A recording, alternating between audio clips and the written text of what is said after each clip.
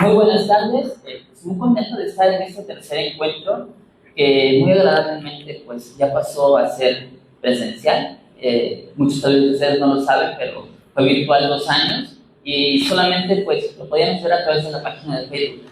Pero estamos aquí presentes con ustedes porque hay muchos exponentes de la ciencia ficción que no son tan conocidos o que mucha gente piensa que en México no se hace ciencia ficción.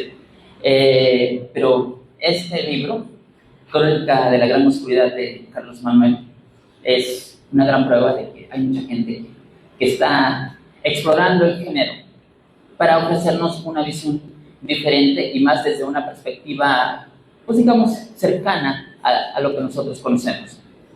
Y en Crónicas de la Gran Oscuridad podemos encontrar una historia, más bien muchas historias, por eso se llama Crónicas y por eso Carlos ha ganado premios dentro de lo que es el género de la crónica, incluso uno más reciente, ¿no? En 2024, el Premio Nacional de Bellas Artes de Crónica, no por este libro, por otro trabajo. Sin embargo, se le da muy bien hacer este tipo de trabajo, ¿no? Hablar y contar desde la perspectiva que suena periodística, suena informativa y suena muy sensible de lo que podemos sentir a través de esta historia que, de momento, al principio, cuando yo estaba inundándome de los primeros capítulos, que me suena muy parecido a Guerra Mundial Z. Guerra Mundial Z, para muchos que tal vez no lo sepan, es un libro, aunque sí hay una película que se basó en el libro. No obstante, el libro es muy distinto a la película. Es una especie de informes de lo que fue la Guerra Mundial Z, y la Guerra Mundial Z tiene que ver con zombies. Todo lo que sea el tema de zombies, por lo regular, y si no es casi siempre, nos remite a obras que ya fueron hechas acerca de este género. Y siempre la pregunta está, ¿qué cosa me puede ofrecer de nuevo una historia relacionada otra vez con los zombies? Y es la pregunta que me acompañó desde que inicié la primera parte. Cuando arrancamos ya la segunda parte, yo ya me preguntaba eso, porque ya estaba disfrutando lo que está aquí en estas páginas. Y es que en Crónicas de la Gran Oscuridad no solamente se habla del tema zombies, se habla de todas las repercusiones sociales, que también podemos haberlas visto en series como The Walking Dead o en el cómic, que también se puede adquirir. Sin embargo, Carlos lo maneja de una manera que a mí en particular me gustó mucho, sobre todo cuando toca la parte del virus de la rabia, ¿no? Cuando pensamos en el virus de la rabia decimos, bueno, le da a los perros, ¿no? Es lo primero que pensamos. Sin embargo, los murciélagos son quienes lo portan, y los humanos podemos padecer todavía rabia, y todavía hay casos, y que se pueden salir de control, y es una de las plagas que podrían, pues, digamos, llevar a niveles epidemiológicos bastante serios en el planeta. Y esto pasa en Crónicas de la Gran Oscuridad, no como el virus de la rabia, aunque sí se menciona, pero sí como un virus que se llama Hydra, que fue creado de manera principal para que los seres humanos pudieran regenerar tejidos. Pero no se sabe lo que puede ocurrir con un virus hasta que está dentro de la persona, hasta que se prueba en humanos, y ver cuáles son las consecuencias y hacia dónde llevan las nuevas cepas y las nuevas mutaciones que se van ocurriendo. Y esto es lo que vamos viendo, las variantes, cómo esas variantes van afectando a las personas. No que actúen exactamente de inicio como un zombie, pero sí con agresividad, sí con una hipersexualidad. Y todo esto va haciendo que se transmita el virus pues, a través de los fluidos y de manera prácticamente imperceptible de inicio. Lo cual, pues, es el problema de esta pandemia, ¿no? Que ya hemos vivido pandemias y que ya sabemos lo que es esto, pero no de esta forma en que alguien te pueda contagiar y luego para que tú empieces a mutar a alguien muy parecido a lo que llamaríamos los zombies, que yo no llamaría precisamente zombies. ¿Tú cómo los llamarías? Aunque sí, el término aparece bastante dentro del libro. Bueno. Esta pregunta es muy buena porque la novela la escribí en 2018 antes de que comenzara todo el asunto del COVID, etcétera. Y sobre todo yo estaba seducido, fascinado en ese momento por las grandes pandemias que ha vivido la humanidad. Cuando fue la Gran Guerra, la Primera Guerra Mundial, y al mismo tiempo se desarrolló la pandemia de lo que se llamó la influenza española, ese evento que mató a más gente que la misma guerra, se ha olvidado de la historia. Cuando hablamos de ese periodo, se enfocan pues, en la Primera Guerra, se enfocan en el crack bursátil, etcétera, la Gran Depresión, la prohibición del alcohol en Estados Unidos, mil y un cosas, pero casi nadie aborda el tema de la gripe española, la influenza española que mató a tanta gente. Solo recordamos, como parte de nuestro imaginario, la peste negra, que fue durante la Edad Media. Yo pensaba, ¿qué pasaría si en ese momento, en ese 2018, ocurriera una pandemia de grandes alcances? Ya habíamos tenido unos años antes la del H1N1, que sí, fue una pandemia, mató gente, pero había muchas personas que incluso la negaban. Bueno, eso ocurre en todas las pandemias, casi en todas. Y no había afectado grandemente el imaginario. Al mismo tiempo, pues yo soy un enamorado de la literatura y el cine de terror, de ciencia ficción. Entonces los escenarios catastróficos me seducen. He visto mucho cine de zombies. Es curioso que particularmente no es uno de mis géneros favoritos. Prefiero otra clase de monstruos. Pero es inevitable que ciertos virus causen una conducta, hablo de la realidad, semejante a la que tendría un zombie. Mencionabas atinadamente el asunto del virus de la rabia, que al dañar el sistema nervioso de la persona empieza a provocar esta conducta agresiva, esta alta tasa de contagio, etc. Quería también que en esta historia se combinaran finalmente todos los tipos de enfermos por virus que habíamos visto en la literatura y el terror. Era inevitable en algún momento usar el término zombie. ¿Por qué? Porque si en la realidad lo viviéramos, todos le dirían que son zombies. La literatura y el cine nos han permeado para que concibamos ciertas actitudes, ciertas conductas, ciertos aspectos, relacionándolos con los zombies que hemos visto, sobre todo en la gran pantalla, porque el zombie básicamente es un fenómeno del cine. Entonces aquí lo que vamos a encontrar son, por un lado, enfermos que se contagian de este virus Hydra, un virus diseñado para regenerar células, regenerar incluso órganos, curar enfermedades. Es una panacea. Es algo que supuestamente nos va a salvar, va a alargar nuestra vida, va a hacer que recuperemos la salud, etc. Pero por supuesto se escapa de control. Como se han escapado de control muchísimos virus a lo largo de la historia humana. Y el problema de Hydra es que no regenera neuronas, al contrario, daña las células cerebrales y cuando quiere regenerarlas, las regenera mal. Entonces empieza a afectar la conducta, empieza a causar en el portador una serie de, de acciones que relacionaríamos con los zombies, como la agresividad extrema, como mencionar la hipersexualidad, como una pérdida de la memoria, una vuelta al estado animal, al estado salvaje. Eso es en una parte. Esta es una parte, la primera parte nada más. La novela no solamente es eso. La novela va desarrollando la trama de qué va pasando, sobre todo con la sociedad. ¿Cómo reaccionaríamos a ese respecto? Y bueno, aquí a lo mejor tú quieres. Volviendo al tema de la Navidad, hay algo que retoma Carlos que a mí me encanta porque hace años yo era muy asiduo a lecturas conspiranoicas En este caso recuerdo un artículo de la revista Año Cero, que todavía le pueden encontrar en puestos de revistas, algunos puestos de revistas que sobreviven todavía, y que hablaba que la rabia quizás sea el origen del mito del vampirismo. ¿Por qué? Por el comportamiento que causa en las personas, ¿no? La agresividad, el sentir que la luz te puede dañar, la hidrofobia, y que casualmente el ingerir sangre calmaba un poco esos síntomas, ¿no?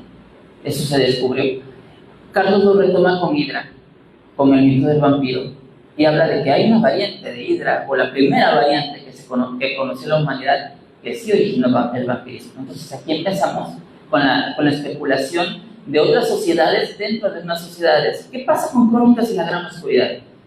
Empezamos con el virus, en la primera parte, y después se van desarrollando las cuestiones sociales que él comenta.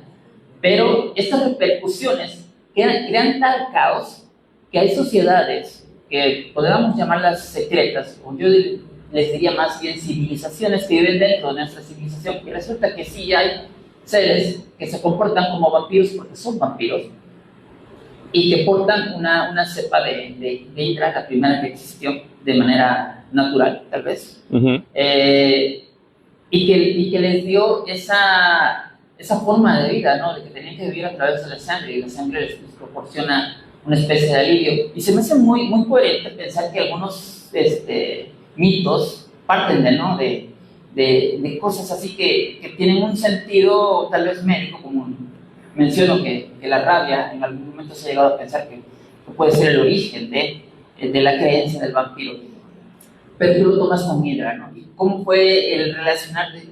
Dijiste, ¿cómo voy a relacionar Hidra con nuestros mitos, ¿no? Que también luego tocas el hombre lobo y los monstruos, ¿no? E incluso hay que no lo dices de manera directa, pero sí hay alusión al monstruo de Frankenstein, ¿no? Cuando toman varias partes de los muertos y los unen para ver qué pasa, ¿no? Con la regeneración de tejidos cuando se enfrentan a cuerpos que no son los suyos, que no son compatibles, y qué es lo que sucede. Cuéntanos un poquito de eso.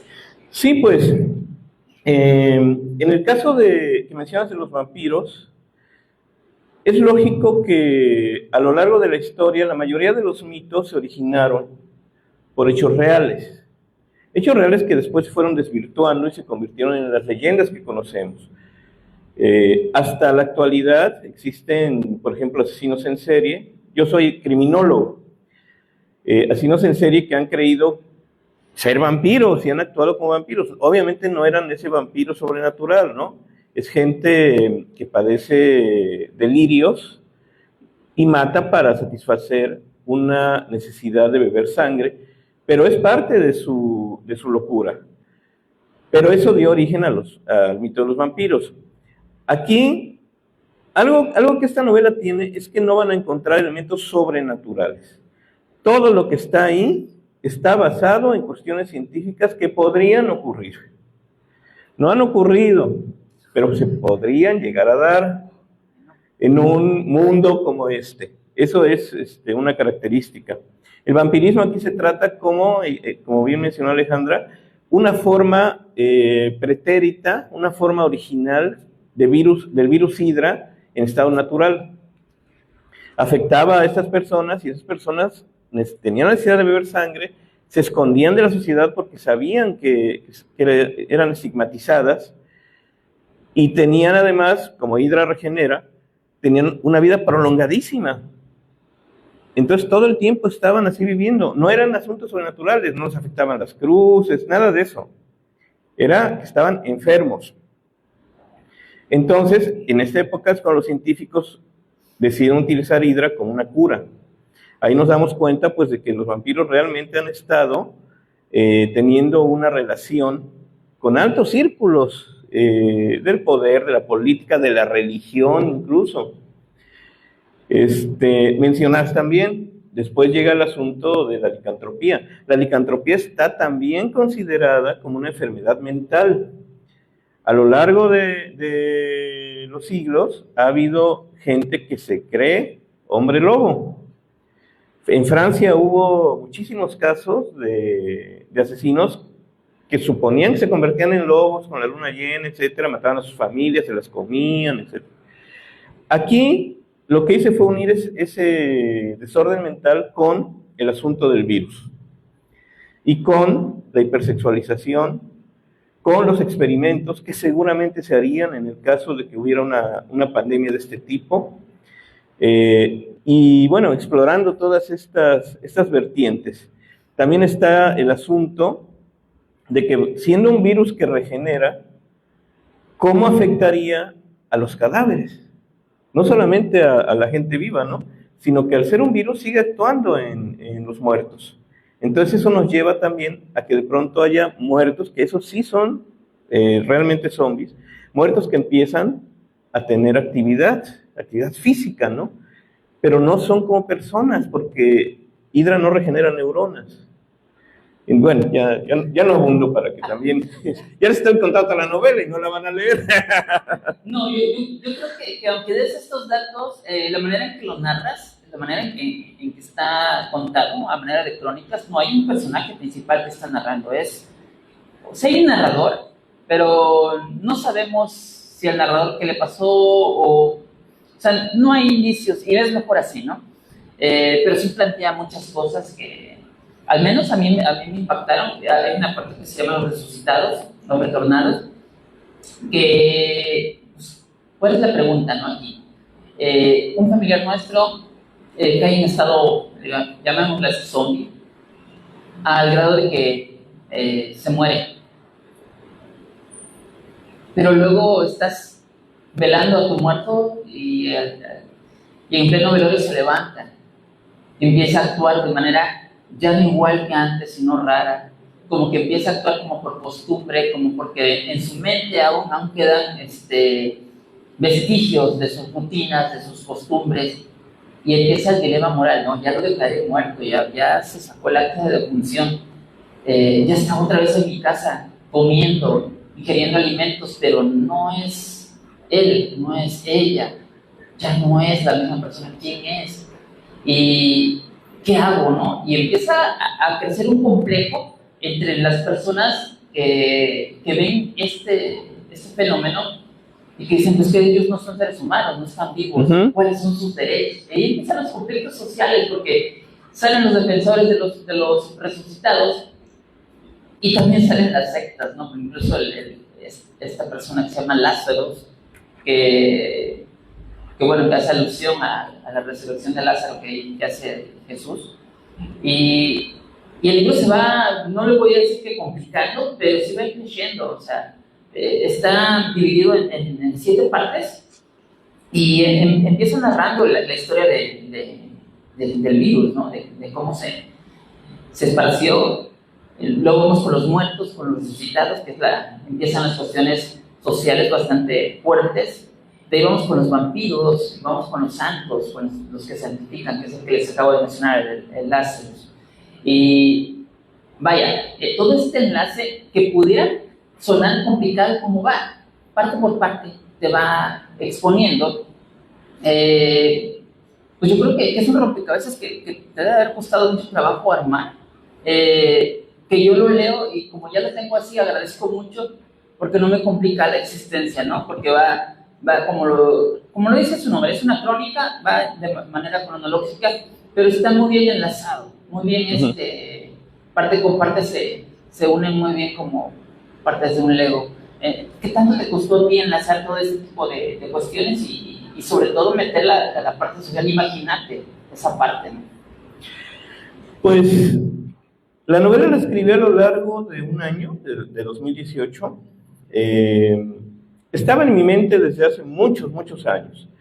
Como mencioné, me encanta el cine de terror, la literatura de terror, y de todo lo que vas viendo y leyendo, se te van quedando cosas, ¿no? Va viendo un bagaje que dices, bueno, de esta historia me gustó tal cosa, pero no me gustó esta.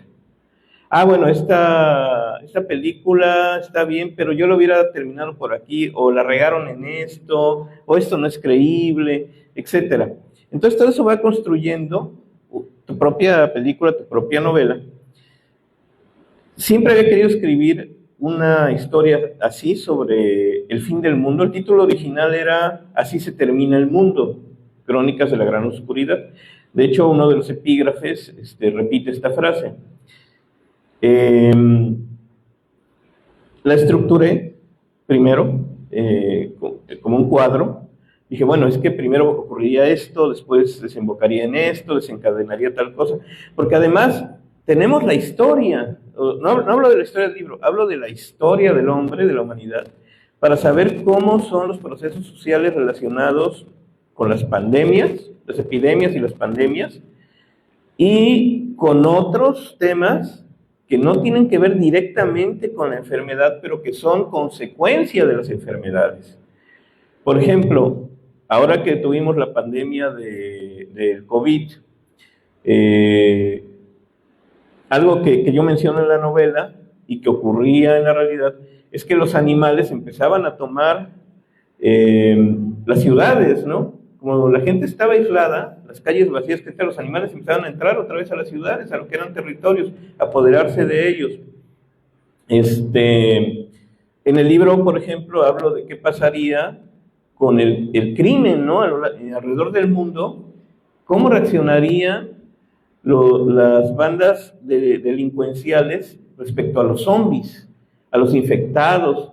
Entonces en ellos verían un negocio y habría gente que pagaría por ello. Habría gente que pagaría, por ejemplo, por ver peleas entre los infectados, habría gente que pagaría por tener sexo con ellos, habría gente que pagaría por sus cuerpos. Todo se convertiría en un gran negocio y un negocio ilegal. La novela va avanzando hasta el punto en el que también se menciona, por ejemplo, las guerras, ¿no? Las guerras que se van a desatar entre naciones a raíz de este problema. La economía, ¿qué pasa con la economía, no? ¿Qué pasa con los medios de comunicación? ¿Qué pasa con el arte, con el cine? Es muy complejo. Por eso, cuando empecé a escribirla, decidí que tenía que ser no una novela en el sentido clásico, con diálogos, etcétera, sino una crónica. Una crónica que, como tú mencionas, quien la está narrando, no sabemos quién es, no es relevante, pero ese cronista nos habla de los eventos, pero siempre está citando gente que hizo declaraciones, citando médicos, citando policías, citando familiares enfermos, contando y citando. Entonces esto la hace polifónica, un poco. Si alguien de ustedes ha leído, por ejemplo, La noche de Tlatelolco, de Elena Poniatowska, o Nada a Nadie, Las voces del temblor, también de ella, este tipo de crónicas, así está constituida la novela, con esa estructura. Hay muchas voces porque es una historia que no puede narrar una sola voz, la tiene que narrar un coro, es una historia coral. Y bueno, no sé. Hay un momento muy conmovedor que quiero mencionar, que es cuando aparece el muerto o el zombie que toca el violín. O sea, cuando consideras que estas personas que están retornando o que ya se zombificaron, no aparece esa palabra en el libro, pero vamos a usarla, y de repente te encuentras un zombie sensible, ¿no? Y no se me hace descabellado, o sea, no se me hace descabellado pensar que una escena así, publicada en redes sociales o en la televisión, podría conmover al mundo, ¿no? Decir, oye, hay esperanza, ¿no? Estas personas que al parecer murieron, son sensibles. O sea, un muerto agarró un violín y empezó a tocar el violín, ¿no? Primero todo el mundo se aterrorizó porque llegó a quitarle el violín a la persona que tocaba para ganar dinero ahí en una plaza pública, y luego todos se conmovieron, ¿no? ante esa acción, ¿no? Y claro. Creo que algo así pasaría en la vida real, o sea, algo así nos haría simpatizar con esa causa de, pues, defender a los que retornaron, ¿no? Y exacto. que se da muy fuerte ahí, ¿no? Y este que mencionas, este capítulo del zombie del violín, efectivamente es un violinista que muere. Hydra lo regenera, pero como ya dije, no regenera neuronas. Entonces llega, quita el violín, pero cuando empieza a tocar, no toca bien, o sea, no empieza a tocar así la pieza perfectamente como lo hacía cuando estaba vivo. Empieza a producir una serie de chirridos, rompe el arco, la gente, bien lo mencionaste, se aterra, después no saben qué hacer, hasta que finalmente es quemado. Ahí mientras está ejecutando su pieza van y lo queman. Hay empatía, hay dolor, se transmite a todo el mundo, pero al mismo tiempo el horror prevalece. El horror prevalece y prevalece la desesperanza, porque así es la realidad. Y lo que quería era mostrar dentro del mundo de la ficción lo más posible la realidad, cruda, dura, descarnada.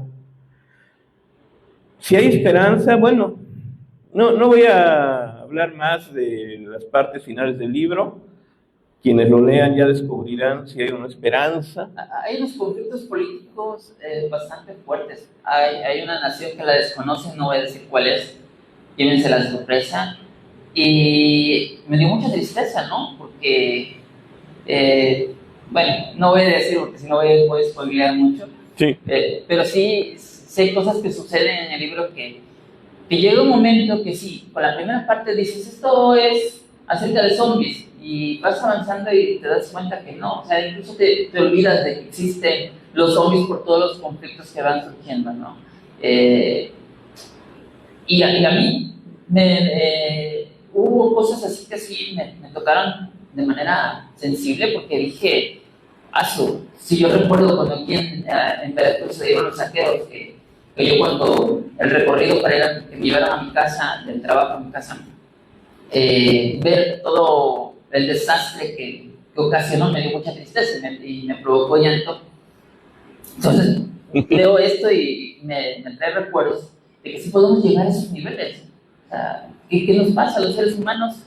Que parecemos civilizados, pero en realidad no lo estamos tanto, ¿no? Y tú exploras muy bien en las crónicas de la gran oscuridad esta parte, y se nota tu oficio de criminólogo porque eres muy minucioso en las cuestiones periciales, casi, como para decir, o sea, hay detalles que tal vez a mí como lectora común tal vez se me podrían escapar, pero a él no se le escapan, o sea, están ahí, los dice, los expone y te hace pensar, ¿no? Porque no son cosas que a veces uno ve de primera impresión, pero que una persona que está educada para ver lo que los demás no pueden ver, lo está viendo, lo está exponiendo en este libro. Sí, pues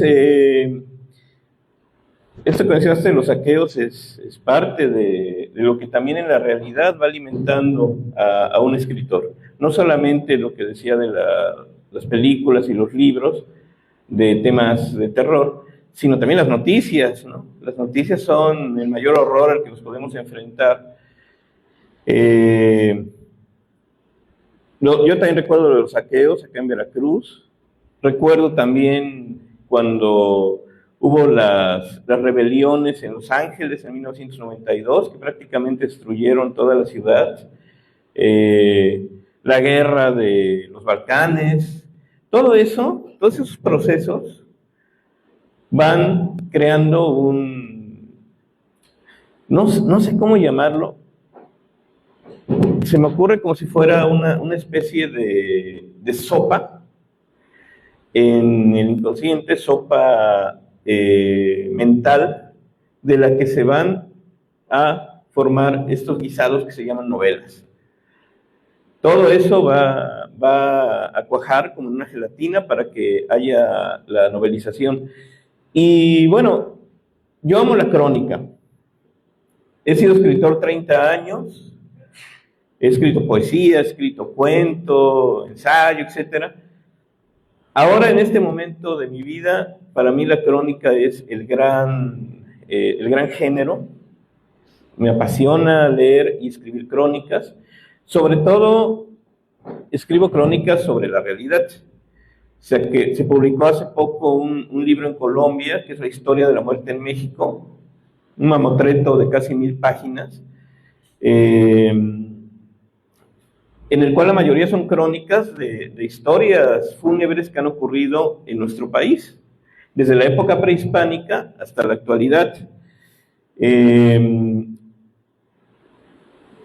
Me gusta leer a los cronistas, Héctor de Mauleón, a Fernanda Melchor, querida amiga.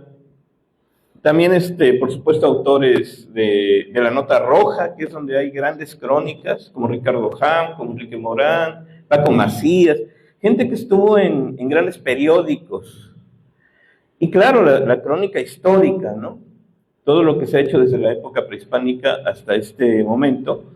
La historia es apasionante, la historia está ahí para nutrirnos, contarnos cantidades de anécdotas, muchas de ellas que consideraríamos increíbles, inverosímiles, y que también pueden tener un eco en la ficción, como es el caso de este libro. Estoy satisfecho de este libro, que es algo que como escritor antes no podía decir. Soy de esos que abjuraban de sus libros anteriores. Mi primera novela, ahora la leo y bueno, ya. Pero bueno, eso es parte, creo, del crecimiento como autor. Fíjate que dentro de estas grandes cosas que narras, yo sí te tengo un reclamo. ¿Por qué no mencionas a México? ¿Sí lo menciono? Cuando empieza la destrucción de cadáveres, ahí se menciona las momias de Guanajuato. Bueno, sí, pero me hubiera gustado tal vez leer un poquito más de la contienda social dentro del país, ¿no? Sí. Bueno, seguramente habrá una segunda edición. Aquí está mi editor, de hecho, Antonio Ortuño de Universo de Libros. Si algún día hay una segunda edición, pues le podemos aumentar. ¿Cómo? Perdón, Campuzano. Sí, el otro es el escritor. Campuzano, perdón. Para una segunda edición, pues seguramente le podremos aumentar. No creas, siempre hay ideas que se van agregando. Yo lo acabo de leer de nuevo, no lo leía desde que entregué las pruebas finas. Y sí, hay cosas que se me han ido por, aquí hubiera ido bien tal cosa, aquí se hubiera podido desarrollar más esto, etcétera. Ojalá algún día se logre una edición corregida y aumentada. Bueno, no sé cuánto tiempo llevemos. Y vamos a pasar, creo que a la parte de preguntas y respuestas, claro, comentarios, para que también el público pueda intervenir y preguntarle a Carlos alguna duda que tenga.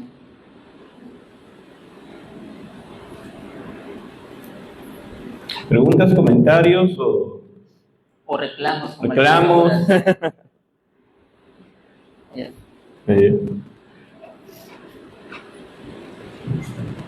Buenas noches. Yo más bien estoy con un revoltijo en la cabeza por todo lo que me están echando, porque empecé a escuchar un virus de zombies y lo relacioné con Resident Evil, Umbrella, después hipersexualidad de los zombies con el Drácula de la película, los mitos de los hombres lobos, los zombies al principio. Pensé que tal vez en ese principio de los zombies iba a ser una crítica social como son la mayoría de las películas. Me recuerdo, aunque no creo que venga en el libro, una escena de Jim Jarmusch donde están los zombies y en vez de estar pidiendo cerebros para comer, van con los celulares pidiendo wifi. Pensé que tal vez se iría por ese lado el libro, pero por lo que estoy viendo es otra cosa totalmente, es otro viaje. Por eso te traigo un revoltijo de todo lo que está. Siento que para disfrutarlo cabalmente sí debe haber muchas referencias, ya sea de ciencia ficción y de terror. Así es, pues, como mencioné, uno como lector y como cinéfilo va a guardar muchas cosas. Yo, así de las que me acuerdo a bote pronto, influencias, pues ella mencionó Guerra Mundial Z, que es un gran libro y una gran novela y una película. Hay una serie muy buena francesa que se llama Revenants también. Las películas de George Romero, por supuesto, pero también todo el asunto vampírico, ¿no? Este libro no, que yo recuerde, corrígeme si me equivoco, no tiene momentos cómicos como tales. Tiene toques de humor negro, pero no es una comedia, no podría serlo por el tema que toca. A ver, más preguntas, comentarios. ¿Alguien más? Aprovechen. Allá atrás.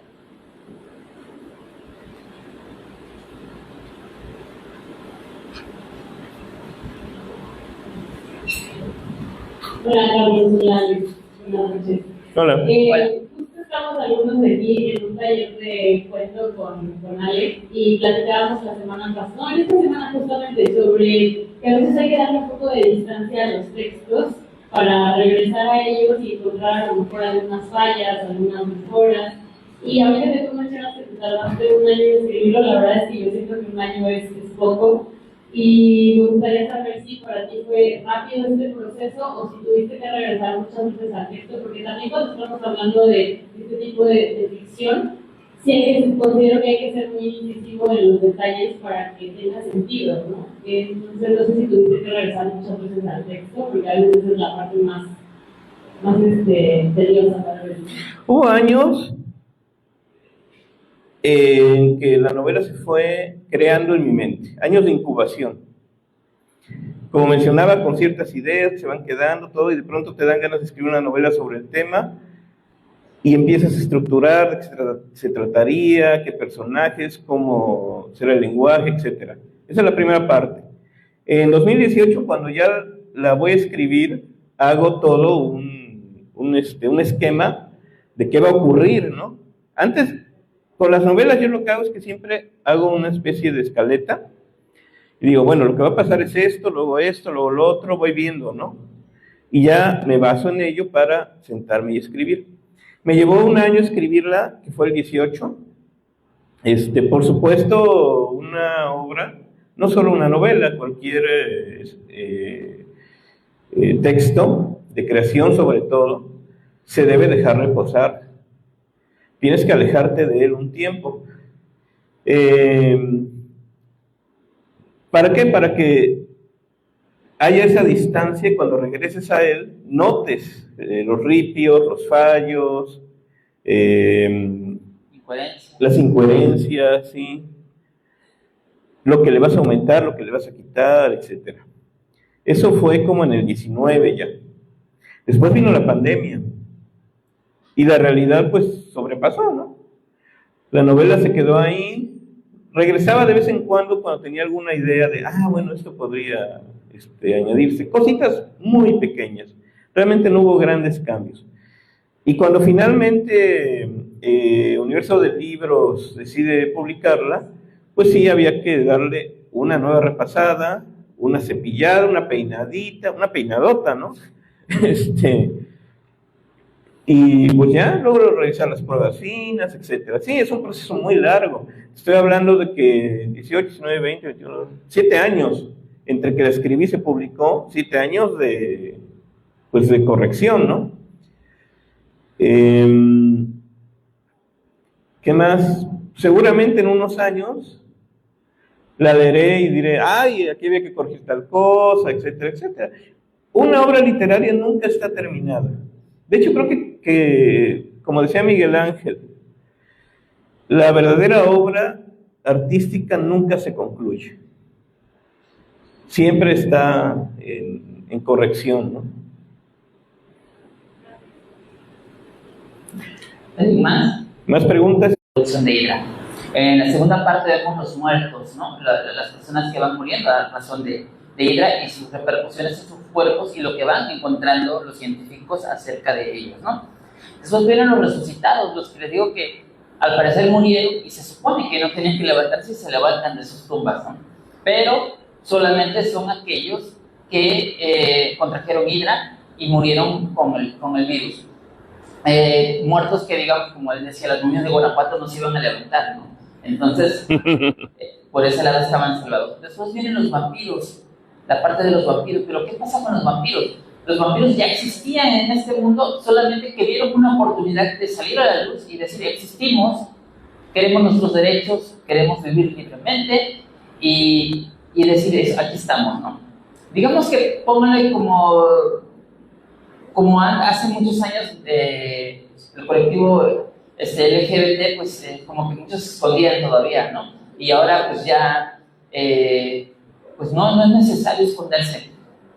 Después viene la parte de los santos, la parte religiosa, lo que sale a razón de estos conflictos y de los cultos que van apareciendo debido a los muertos, ¿no? A lo que va floreciendo a través de estas crónicas que van narrando, y luego vienen los guerreros, ¿no? Las guerras, vienen los monstruos, que pues son combinaciones de animales con seres humanos y demás, pues no me gustaría describirlas para que ustedes se acerquen, y más o menos así es el esquema, ¿no? Sí hay unos conflictos políticos bastante fuertes y unas guerras que te quedas, bueno, sí podemos llegar así, ¿no? Hay muchos Donald Trump y otros así que si llegaran a accionar el botón, pues sí daría miedo, ¿no? De las cosas que pudieran hacer, y ya lo hemos visto, ¿no? La humanidad ha comprobado que lo que está aquí en Crónicas de la Gran Oscuridad, pues ya hemos vivido grandes oscuridades, solamente que aquí nos las presentan de manera ficcional a través de una narración bastante ágil, bastante buena, bastante, pues bueno, yo quedé maravillada con la lectura. A mí me costó mucho trabajo luego leer libros en tan poco tiempo, porque de cuando me lo avisaron hasta ahorita dije, no, tengo que ponerle velocidad, ¿no? Pero ya no me tuve que apurar tanto porque ya lo iba disfrutando y ya iba yo rápido, ¿no? De manera natural. Y así es como me dio mi proceso de lectura con Crónicas de la Gran Oscuridad de Carlos Manuel Cruz Mesa. Así es. ¿Hay alguna otra pregunta o comentario? ¿No hay? Bueno, quiero aprovechar los comerciales infaltables. En primer lugar, bueno, pues quiero agradecer a la Secretaría de Cultura, a Silvia Alejandre, queridísima amiga de hace muchos años, por abrir este espacio para poder presentar esta novela en este hermoso lugar que ya tiene tantos años de tradición artística y cultural en el puerto de Veracruz. Es un gusto estar aquí. Agradecer también a José Cruz Domínguez Osorio, que ha hecho posible el enlace con la Secretaría, y por todas sus amabilidades. Por supuesto, a mi querido editor Antonio Campuzano, por haberse atrevido a publicar esta novela, atrevido en el sentido pues de que no soy un escritor así de gran renombre, ¿no? A nivel nacional, pero bueno, creyó en el proyecto, igual que Gerardo de la Cruz, mi editor, y bueno, aquí está el resultado. Y sobre todo, bueno, agradecer a mi esposa Artemisa, que está aquí, que ha sido siempre un apoyo y una inspiración para mis asuntos literarios, y la complicidad del cine y la literatura de terror, que compartimos esa afición por el séptimo arte y por esos géneros. Sobre todo agradecerles a ustedes por su presencia esta noche, porque pues, sin ustedes no se podría hacer todo esto. Hay ejemplares, unos cuantos, a la venta aquí afuera. Quien lo compre esta noche pues tendrá la dedicatoria, si la quieren, claro, de mi parte.